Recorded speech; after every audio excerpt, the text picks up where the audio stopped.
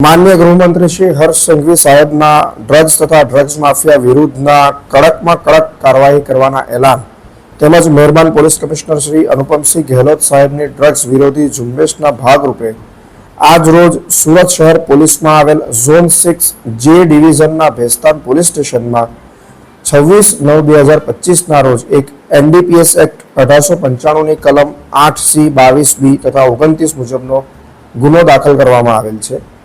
આ ગુનાની વિગત એવી છે કે ભેસ્તાન નુરાની મસ્જિદથી શાલીમાર 4 રસ્તા તરફ જતા રોડ ઉપર જલારામ ઝુંપડપટ્ટીની સામે રોડ ઉપર જાહેરમાં એક ઇસમ કે જેનું નામ મોહમ્મદ ફારૂક નિઝામુદ્દીન શેખ, જેની ઉંમર 35 વર્ષ છે, તે માદક પદાર્થ મેફેડ્રન એટલે કે એમડી વેચવા આવેલ હતો। તેને રંગે હાથો ઝડપી પાડવામાં આવેલ છે।